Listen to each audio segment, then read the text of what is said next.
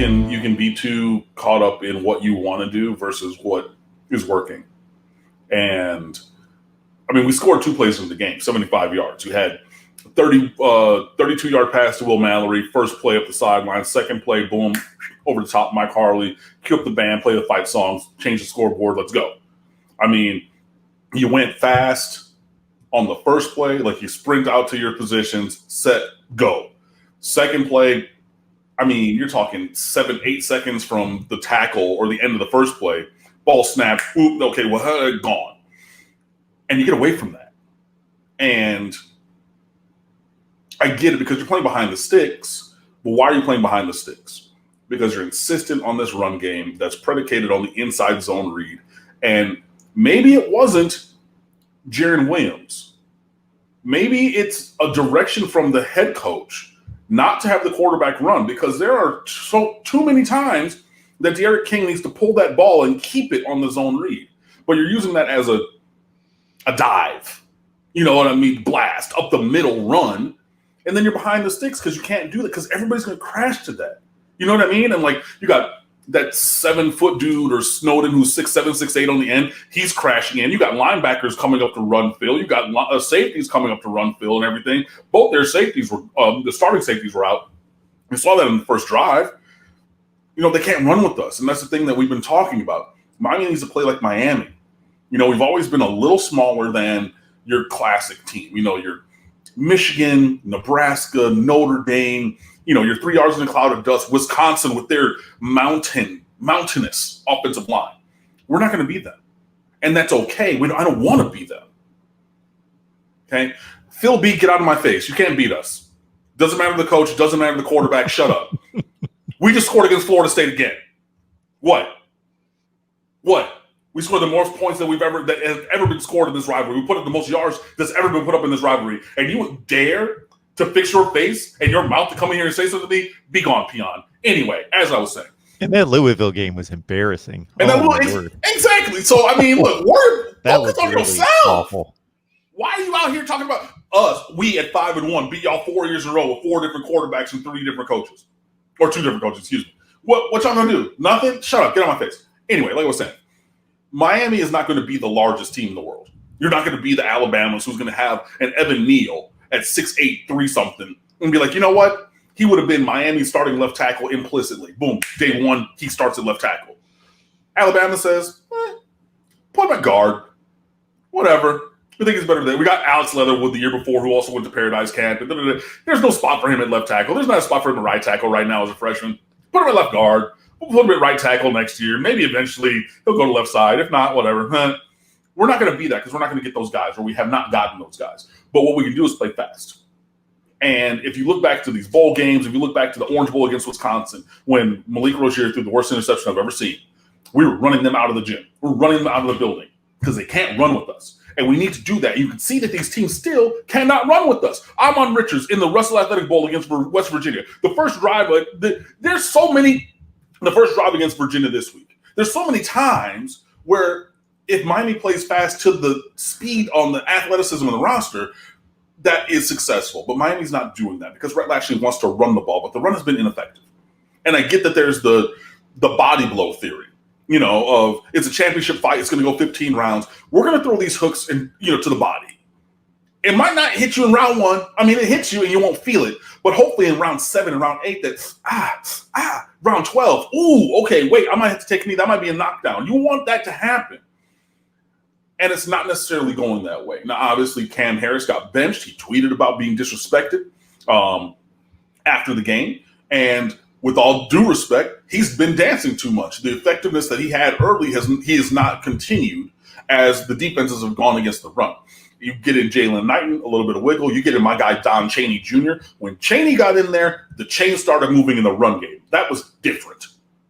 And if Cam Harris wants to be disrespected, look, Cam Harris got to where he is because he was disrespected and he didn't talk about it. He went about the work to prove himself. Whether it was in high school when Naquan Wright was everybody's All-American and he was a year behind Cam Harris and everybody's talking about 5 but not 23, Or what did he wear in high school? 1, whatever that number was. So they're talking about the underclassman running back, not talking about him. In his recruiting class, they're talking about Lorenzo Lingard, a 5-star All-American. They're not talking about him. On the roster, you're talking about all these other guys. We're talking about him. And at every turn, Cam Harris was about that work. Until this week when he wanted to run his mouth, talk about, my feelings. Da, da, da, da. Where your feelings been for the better part of a decade when everybody been on everybody else but you? You were about that work. And then he wanted to be in his feelings. And you know who was about that work? Donald Chaney Jr. 10 carries for 43 yards, scored the winning touchdown. And he came in there, and it wasn't the greatest numbers, but he made things happen. So there's a lot going on with this offense. Number one, the offensive line still needs to get better. Okay, I think that the passing game did hit on a couple of plays that they would not have otherwise. I love that Mark Pope catch with the toe tap up the sideline. So we actually won some contested ball situations and things like that. But that was a beautiful catch, by the way. Beautiful catch. I mean, up over a guy. A split second before he made it, it didn't look like he was going to make it because all of a sudden he just... Yeah, and that's the athleticism and talent that we're talking about with Mark Pope. That's why everybody wants to see him do these kind of things, because he can do these kind of things. You know what I mean? It's like there was a recruit last year, I'm not going to mention his name, but he ran a verified like 4.8 as a cornerback, a defensive back. And everybody was like, huh? And I said, if you're a 4.8 guy and that's the fastest that you can run at this combine, that means you have that in you. So I don't want you on my team as a DB because you're a 4.8 kind of guy. But on the flip side, Mark Pope, what he flashed, that means he can do that. So now we got to get more of that out of him. And we're starting to see that. Will Mallory in there. You get Dominic Mammarelli, one of the backup tight ends who played in a wing T offense for most of his high school time, coming in and blocking, helping open up that run game a little bit. You have some things, but that whole diatribe leads me back to this. Rhett Lashley is a run-based offensive coordinator. So given his druthers, he's going to want to run the ball. In this time, when everybody is crashing to the run and say, okay, early in the season, look, remember that game against UAB where we ran for 330-something against a pretty good team? Everybody saw that and said, hey, no. You saw what we did to Louisville. You saw what we did to Florida State. He's still in there talking about whatever. But you saw those things. And then everybody says, look, we're going to go and we're going to take away the run game. We're going to take away what you want to do. And I get that he wants to do that. But I think the more effective thing is to do something else. So either empower De'Aaron King to run in the zone read game, call more design runs, or just maybe flip the percentage on run and pass a little bit. And we need to pass more on first downs also, because we get behind the sticks and then that takes away any creativity that you might have. Because you get conservative because I'm in 2nd and 13. So now I'm trying to get 5 to be 3rd and 8 maybe. And, if that 5 gets to the tackle, you get 9. So then it's 3rd and 4. But, yeah, we need to pass more. So there are some things to like. There's also room for growth. And I think that there's lots of room for development. The body blow analogy is a good one for some other teams. So for me, there's 2 reasons why Miami, this should not be a body blow type of approach for them. Number one, they don't have the Wisconsin offensive line. They may have the backs to do that, especially when they mature a little bit more. Not that they need to much more, but Chaney and Knighton are the real deal. And look, and we told y'all that. We told y'all that, and people said, oh, no, they're not. We said they're the best 2-man class in America, the number 1 back in Dade, the number 1 back in Broward, the 2nd player ever in Broward High School history to run for more than 5,000 yards in Jalen Knighton. Look, tried to tell y'all. But the body blow theory works and approach works better when you've got a Wisconsin offensive line, number one. And number two, when you're playing an opponent where it should be a 4-quarter game. Why do you approach it like Virginia should be a 4-quarter game? Because the last 2 weeks against lesser teams, they lost to NC State by 17 and they lost to Wake Forest by 17. Those weren't 4th-quarter games. Clip that and post that. Honestly and truly, I couldn't have said it better if I tried. Why are you trying to make these 4-quarter games? Now, look, I get that this team or this program in the past has had issues with mental breakdowns and quitting and things like that and not persevering all the way towards the end. But I would love it if it was like Florida State and we're playing the backups in the middle of the third quarter, in the third string in the fourth quarter.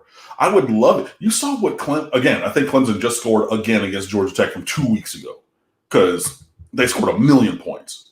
They played 5 guys at quarterback that game, including the punter they put at quarterback. Because they came out and they scored one. They scored a touchdown, went up 7-0. Clemson did. Georgia Tech schemed up a beautiful, beautiful double move post route on their first drive. Jeff Sims drops it in a bucket. They score from about 75 yards or 73 yards, something like that. Tied it at 7. Clemson scored the next 66 points in a row. They were up 49-7 at half. Do they have the perseverance to be able to contend all the way through a 4-quarter game we've seen it against Alabama. Okay, they got blown out by LSU, but like whatever, who wouldn't? You know what I mean? But they have the temerity to make it all the way through. But why do that? We're better than them. Blow them out, move on. That I couldn't have said that better if I tried. That was some of the best analysis I've ever heard you say, honestly and truly. Need to catch my other shows. Well, I mean, yeah, no, but that was that kind of announcement. I mean, like honestly, why are we trying or settling to have a 4-quarter game instead of coming out here and running them out of the gym because they can't run with us, they can't play with us. So why are we letting them stick around and making this a battle instead of just going on stomping on their nose with a hobnail boot, as they said at that one Georgia game against Tennessee some years ago, and then playing on easy street? We have the talent to be able to do that. So what's holding us back? What in the technique? What in the methodology? What in the structure of the program or the mentality of the players and coaches?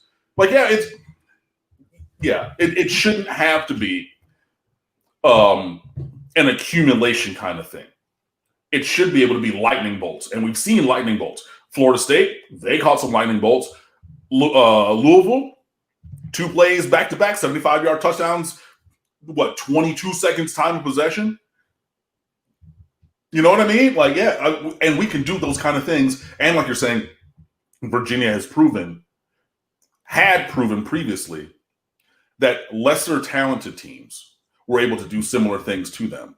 So then why could we not? And I get it. Look, Miami's always going to be everybody's Super Bowl.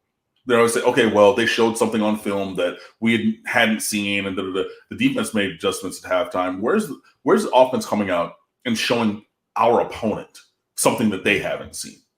Because honestly and truly, it's almost getting to the point where in a lot of situations, especially when you get behind the sticks in second and long, because you lost some yardage on first down, third and medium to third and long, it gets to be pretty predictable because you're only going to do a certain number of things because you're going to bounce that versus turnovers. And then, you have a great punter. So like, why am I going to really press the envelope here? Because I can punt it, let the defense play, even though, okay, they're not as dominant as they've been in some other years, but they've been and they don't break. They hadn't given up. They don't give up touchdowns very often.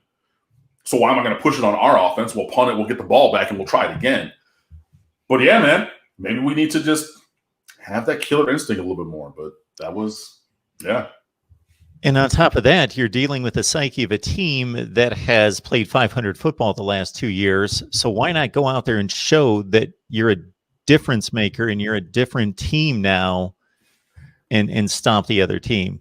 And regardless of the talent disparity, as you well know, if you let a team stay within a touchdown, there's always the chance that there's one play, and you lose the game. I mean, and that's where we were. It was 19-14, and they had the ball, and we got the ball back and then ran it out on offense for us. But, I mean, even 2 scores to me is too close because you get a score and a stop, then you had the ball back. I mean, and that's literally what they did. They scored. They stopped us. They got the ball back. We stopped them, and then we ran it out. But they had that ball in a position where, one of those kind of things. And yeah, I mean, they had the ball at the super duper end, and they tried to run the fumble Ruski hook and lateral, whatever, and then we recovered it. But I mean, they had the ball at the very, very end, 30 seconds left, and look, we've already proven that we can blow a coverage. We've blown a coverage for a touchdown in that game, and they called it back because of an illegal man downfield. And thank goodness for that. But I mean, you're one broken coverage away from this being a very different kind of scenario and situation. But yeah,